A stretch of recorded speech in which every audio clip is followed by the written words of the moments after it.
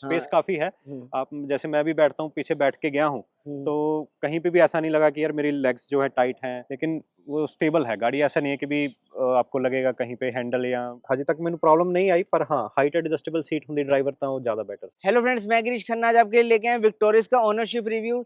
साथ में हमारे इसके ओनर हैं जो कि बताएंगे इस गाड़ी के बारे में कि सर ने कब परचेज करी, कैसी इसकी ड्राइव है, कैसी इसकी माइलेज दे रही है, क्या पॉजिटिव है क्या नेगेटिव है, कितने की उनको ऑन रोड पड़ी, तो सब कुछ जानेंगे। तो उससे पहले वेलकम करते हैं इसके ओनर हरप्रीत जी का। वेलकम हरप्रीत जी, आज क्या आपने हाल हमें चाल? टाइम दिया वीडियो धन्यवाद, बनाने के थैंक लिए। यू।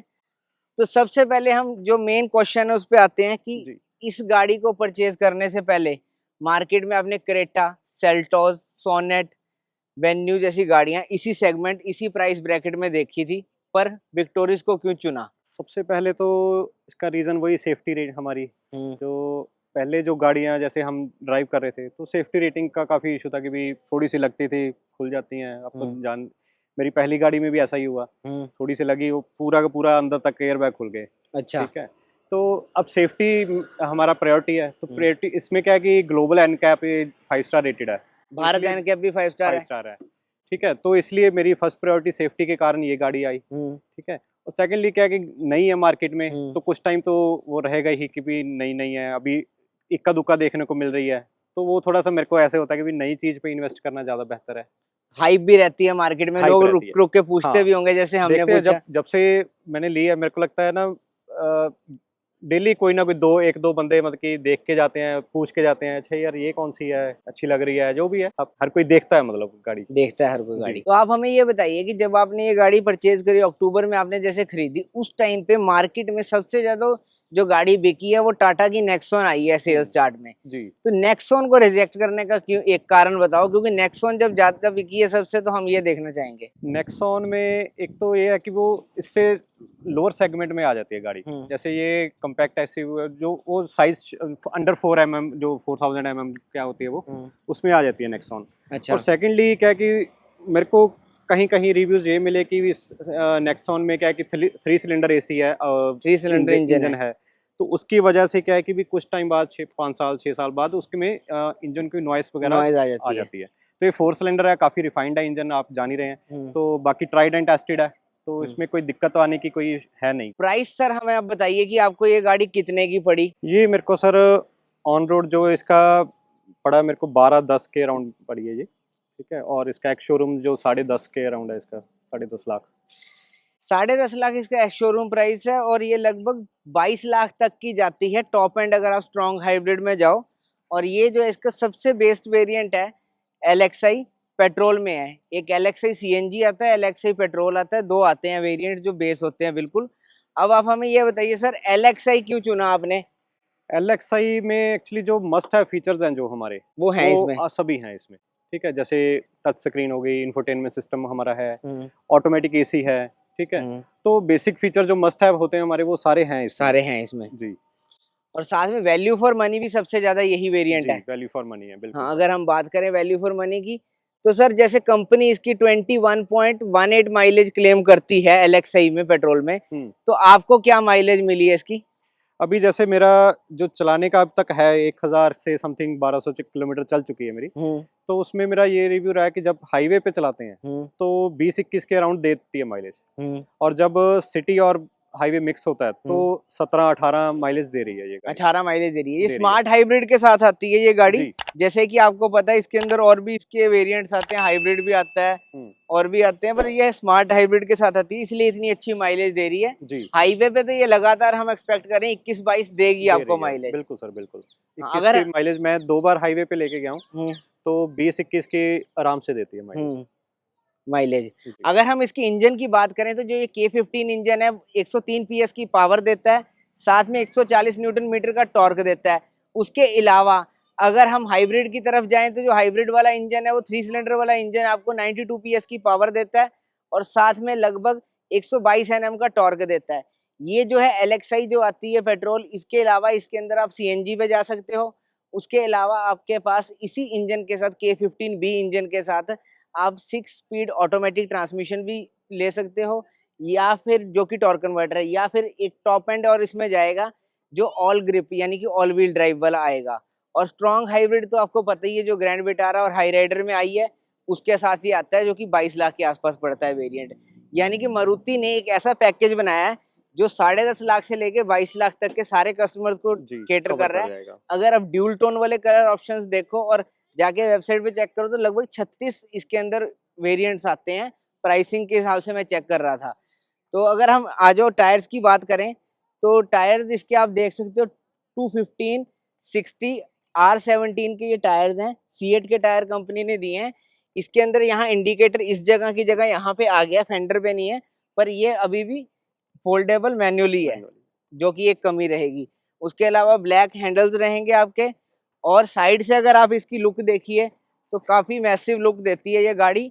इनफैक्ट अगर ये ग्रैंड विटारा को किसी मामले में बीट करती है तो वो साइड लुक ही है एक, जिसके कारण ये ग्रैंड विटारा को पीछे छोड़ रही है। उसके अलावा ग्रैंड विटारा बहुत अच्छी अपनी लुक देती है, प्रोपोर्शनेट लुक देती है, लेकिन एक जो इसकी साइड से आप देखो ये क्वार्टर ग्लास और देखो तो आपको काफी बड़ी लगती है गाड़ी।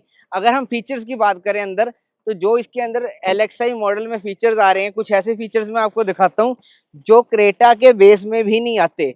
पुश बटन स्टार्ट हो गया हमारा। यहाँ पे आप एसी के कंट्रोल्स देखिए, पहली बार मारुति ने इस स्टाइल के निकाले हैं। कंट्रोल 7 इंच का टच स्क्रीन आपको मिलता है। उसके अलावा यहाँ पे 2 स्पीकर भी मिलते हैं आपको, हालांकि सर ने कुछ स्पीकर्स में मॉडिफिकेशन भी कराई है, अभी बताते हैं आपको। और उसके अलावा आपको यहाँ स्टीयरिंग माउंटेड ऑडियो कंट्रोल्स मिलेंगे। एक 10.5 लाख की गाड़ी में स्टीयरिंग माउंटेड ऑडियो कंट्रोल्स मिल जाए आपको, और क्या चाहिए मारुति जैसी ब्रांड से, आप और क्या एक्सपेक्ट करते हो।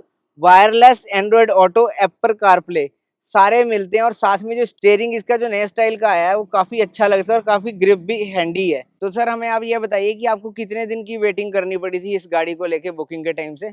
ਸਰ ਇਹਦੀ ਬੁਕਿੰਗ ਮੇਰੀ 10 ਕੁ ਦਿਨ ਦੇ ਅਰਾਊਂਡ ਮੈਨੂੰ ਮਿਲ ਗਈ ਸੀ। ਇਹਦੀ ਮੈਨੂੰ ਡਿਲੀਵਰੀ ਇਹਦੀ ਕਾਰ ਦੀ ਮੈਂ 30 ਸਤੰਬਰ ਦੇ ਅਰਾਊंड करवाई सी बुकिंग। ਤੇ फाइनली मेरे को 12 अक्टूबर को मेरे को आ गई थी कॉल कि भी आपकी गाड़ी आ गई, आप ले जाओ जी।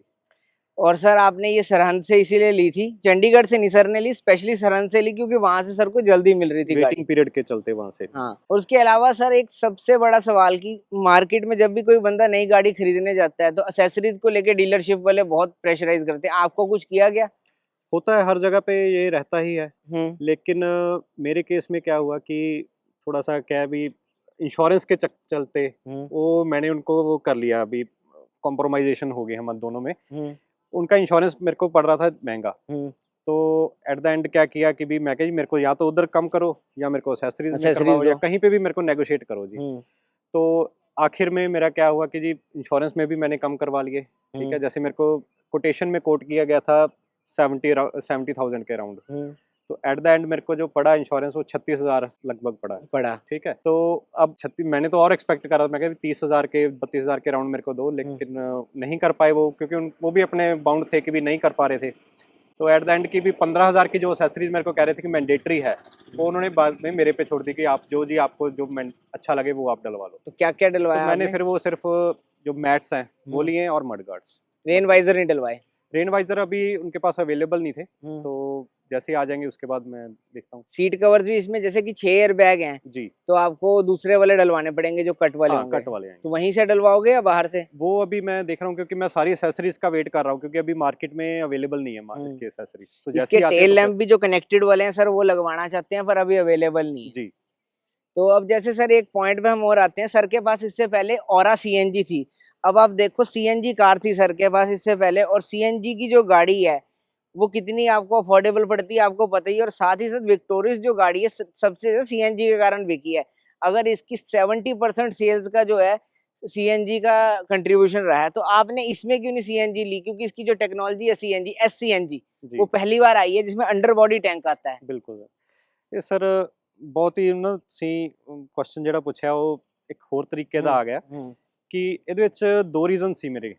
ਸਭ ਤੋਂ ਪਹਿਲਾਂ ਤਾਂ ਕਿ ਵੀ ਸੀਐਨਜੀ ਜਿਹੜੀ ਕਾਰ ਹੈ ਉਹ ਅੰਡਰ ਪਾਵਰ ਲੱਗਦੀ ਹੈ। ਮੈਂ ਹੁਣ ਚਲਾ ਰਿਹਾ ਸੀ ਕਾਫੀ 3-4 ਸਾਲ ਤੋਂ, ਤਾਂ ਔਰਾ ਕੀ ਸੀ ਕਿ ਜੇ ਮੰਨ ਲਓ ਕੋਈ ਓਵਰਟੇਕ ਕਰਨਾ ਹੈ ਜਾਂ ਪਿਕਅਪ ਜਿੱਥੇ ਚਾਹੀਦੀ ਉਹ ਸਲੋ ਆਪਦੀ ਪਿਕਅਪ ਲੈਂਦੀ ਹੈ, ਕਿਉਂਕਿ ਪਾਵਰ ਉਹਦੀ ਘੱਟ ਸੀ 58 I think so PS power ਸੀ ਉਹਦੀ। ਤਾਂ ਇਸ ਦਾ ਇੱਕ ਤਾਂ ਰੀਜ਼ਨ ਇਹ ਸੀ ਕਿ ਸੀਐਨਜੀ ਨਾਲ ਲੈਂਦਾ। ਸੈਕੰਡਲੀ ਕਿ ਪੇਰੈਂਟਸ ਥੋੜਾ ਜਿਹਾ ਤੁਹਾਨੂੰ ਪਤਾ ਵੀ ਵੀਡੀਓਜ਼ ਦੇਖ ਲੈਂਦੇ ਆ ਕਿ ਬਸਟ ਹੋ ਗਿਆ ਸਿਲੰਡਰ ਜਾਂ ਕੋਈ ਪ੍ਰੋਬਲਮ ਆ ਗਈ, ਲੀਕੇਜ ਹੋ ਗਈ, ਜਾਂ ਉਹ ਕਹਿ ਰਹੇ ਸੀ ਕਿ ਵੀ ਤੁਸੀਂ ਆਪਦਾ ਸੀਐਨਜੀ ਤੋਂ ਡਿਵਰਟ ਹੋਵੋ, ਪੈਟਰੋਲ ਡੀਜ਼ਲ ਦੇ ਵਿੱਚ ਹੀ ਗੱਡੀ ਲਓ। ਤਾਂ ਫਿਰ ਸੈਕੰਡ ਆਪਸ਼ਨ ਮੇਰੇ ਕੋਲ ਪੈਟਰੋਲ अच्छा, उन्होंने पेरेंट्स ने आपके ने कहा कि इंसिस्ट करया सीएनजी नहीं लेनी, हमने CNG सेफ्टी को ज्यादा प्रायोरिटी देनी है। हाँ बिल्कुल जी बिल्कुल। तो इसलिए फिर उन कहते हैं कि जी आप उस पे जाओ जी, पेट्रोल और डीजल जो है रिलायबल हैं तो उनके ऊपर आप जाओ, सीएनजी छोड़ो। जैसे कि बिल्ड क्वालिटी इसकी आपको पहले से कैसी लगी, क्योंकि 5 स्टार सेफ्टी रेटिंग कंपनी ने तो दे दी है, पर ऑरा के मुकाबले, क्योंकि ऑरा एक ऐसी गाड़ी है जो बिल्ड क्वालिटी में सबसे नीचे आती है, बिल्कुल। तो इसको ऑरा से अगर आप कंपेयर करोगे बिल्ड क्वालिटी के मामले में? बिल्ड क्वालिटी के मुकाबले में तो काफ़ी फ़र्क महसूस होता है गाड़ी हम्म, चलाने में भी। जब ये चलाते हैं तो कंपैरेटिवली हम्म, ऑरा के कंपैरेटिवली काफ़ी बल्की महसूस होती है। हम्म, इवन कि बॉनेट भी जैसे उठाते हैं ना, तो ऑरा का तो ऐसा था भी सिंगल हैंड से भी जैसे बहुत इजीली आप लिफ्ट कर सकते हो, बहुत ही हल्का हल्का था। मटेरियल था उसमें। अब इसमें कंपैरेटिवली काफ़ी हैवी महसूस हो रहा है। हाँ, लेकिन कई गाड़ियाँ ऐसी भी हैं जैसे महिंद्रा और टाटा में कहीं और भी ज़्यादा हैवी मिलेगी आपको, लेकिन कंपैरेटिवली काफ़ी अच्छा मटेरियल है उसका। अब हम सर ड्राइव के ऊपर आते हैं कि जैसे कि आपने ड्राइव इसकी करी है हाईवे पे, तो गाड़ी कहीं पे भी दबती तो नहीं है चलाते वक्त? नहीं, अभी तक तो मेरे को ऐसा कुछ नहीं एक्सेलरेशन? एक्सेलरेशन में कोई प्रॉब्लम नहीं है अभी तक, अच्छा, क्योंकि पेट्रोल गाड़ी है तो थोड़ा-सा नेचुरली इसमें वो मिलती है आपको पिकअप वगैरह। पिकअप। और साथ में इसके फॉग लैंप नहीं है, आप डलवाओगे जैसे कि हमारी बात भी हुई, तो पर फिर भी कैसा आपको लगता है? फॉग लैंप्स चाहिए बिल्कुल। ये लाइट इतना नहीं है कि भी शाम को जैसे ट्रैवल करते हैं, थ्रो कैसा है लाइट तो का? कम है। कम है? हाँ, बिल्कुल ये डलवाने पड़ेंगे। प्रोजेक्टर्स हैं, हैलोजन इंडिकेटर्स हैलोजन हैं, है। और क्रोम की यहाँ पे ट्रीटमेंट किया हुआ है। जी, फ्रंट का जो ट्रीटमेंट है क्रोम का काफी अच्छा लगता है, बस थोड़ा सा एक फॉग लैंप की कमी है। फॉग लैंप की कमी है उसके बिल्कुल। अलावा breaking all four disc break है, वो जी। कैसी है? हाँ, ब्रेकिंग सिस्टम बहुत अच्छा है इनका। हम्म, अभी जैसे आप रिलाय कर सकते हो कि जैसे आपको कभी नहीं लगता कि गाड़ी स्किड हो रही है या वैसा कुछ। अभी हम्म, जैसे मेरे के साथ 2-3 इंसिडेंट हो चुके हैं हम्म। कि जो अर्जेंटली ब्रेक लगाने पड़ रहे हैं, तो उसमें कभी भी ऐसा नहीं लगा कि गाड़ी ठुक जाएगी या कोई स्किड हो जाएगी। बहुत अच्छे जैसे ब्रेकिंग सिस्टम है। मारुति को लेके लोग अनसेफ कहते हैं, ये ब्रेजा और ग्रैंड विटारा अपने ही सेगमेंट के साथ compete कर रही है, पर जी, ये उसके मामले में सेफ्टी पे उनसे प्लस है। प्लस है, जैसे बिल्कुल। 19-21 कहते हैं तो 21 प्लस 21 है। पे है। जी, बिल्कुल, बिल्कुल।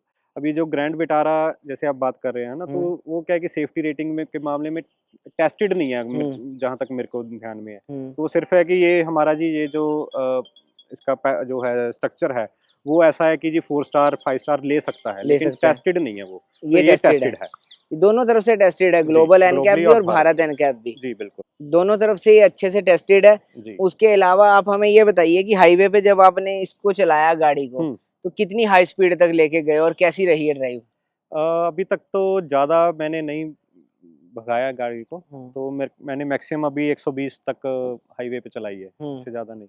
लेकिन वो स्टेबल है गाड़ी, ऐसा नहीं है कि भी आपको लगेगा कहीं पे हैंडल या आपकी हिल जो डुल बबलिंग कुछ नहीं स्टेबल। आपको लगी? जी, जी, स्टेबल है गाड़ी। स्टेबल है। जी, और उसके अलावा जैसे बॉडी रोल जो होता है, मिड साइज एसयूवी सेगमेंट की गाड़ियों में बॉडी रोल बहुत आता है क्योंकि हुँ, ऊंची होती हैं, जी, पर जो इसकी शेप है बड़ी प्रोपोर्शनेट सी है, बिल्कुल, तो बिल्कुल। बॉडी रोल आपको कैसा फील होता है? बॉडी रोल अभी तक, क्योंकि अभी कुछ तो ड्राइव कम हुआ है, हम्म, 1000-1200, तो अभी तक तो मेरे को नहीं ऐसा कुछ हम्म। प्रॉब्लम लगी। अभी आगे देखते हैं क्या होता है। रियर सीट स्पेस पहले आप बताओ, जैसे ट्रैवल करके फैमिली गई है अभी जी, अमृतसर तक चंडीगढ़ से, तो कैसा रहा है? हम हालांकि टेस्ट करके आपको रियर सीट स्पेस दिखाएंगे इंस्टाग्राम पे, जल्दी फॉलो कर लो आप। तो आप एक बार बताओ कि कैसा रहा था? हम लोग 4 लोग गए थे, तो 4 2 जैसे, तो पीछे 2 लोगों के कंफर्ट के लिए तो बहुत ही अच्छा है, हम्म, ठीक है? तो ऐसा ऐसा हमने जैसे 250 किलोमीटर वन गो में ट्रैवल किया है, हम्म। तो हमें ऐसा नहीं लगा कि कहीं पे भी यार हमें रुक के थोड़ा-सा ये वो करना चाहिए, है ना? थोड़ा रेस्ट कर लेनी चाहिए। बिल्कुल कंफर्टेबल है पीछे बैक सीट भी, रिक्लाइन भी ठीक है, बैक रिक्लाइन भी सीट ठीक का है। सब कुछ ठीक है। जी, जी, जी, और हाँ। स्पेस काफ़ी है। हम्म, आप जैसे मैं भी बैठता हूँ, पीछे बैठ के गया हूँ, हम्म, तो कहीं पे भी ऐसा नहीं लगा कि यार मेरी लेग्स जो है टाइट हैं हम्म। या थोड़ा बहुत प्रॉब्लम आ रही है ऐसा स्पेस ऑफिस में। लेके जाते हो तो कैसी लगती है ड्राइव सिटी में? सिटी में काफ़ी अच्छी है, ठीक है, मतलब कि इसमें वो जो जैसे आप कह रहे थे कि जो स्मार्ट हाइब्रिड वाला फीचर, हम्म, वो काफ़ी इसमें आता है। जैसे लोकली आप देख रहे हैं, हर जगह पे जैसे लाइट्स हैं, है ना? ट्रैफिक हम्म, लाइट्स, हम्म, तो वहाँ पे जैसे इसमें फीचर क्या है कि भी ऑटोमेटिकली वो बंद हो जाते हैं हम्म, लाइट्स पे, तो बैटरी से स्टार्ट होती है उस टाइम। हम्म। क्लच दबाइए, आप गाड़ी स्टार्ट हो जाएगी। गाड़ी स्टार्ट हो जाएगी। हाँ, तो अब सर से हम गाड़ी के इंटीरियर के बारे में जानते हैं। इंटीरियर में जानने के पहले आप ये करिए कि सब्सक्राइब करिए चैनल को, साथ-साथ इस वीडियो को हाइप कीजिए, और साथ ही आप फ्री कार कंसल्टेशन भी ले सकते हैं डीएम करके इंस्टाग्राम। सर आप इंटीरियर एक बार हमें बताइए कि आपको कैसा लगता है?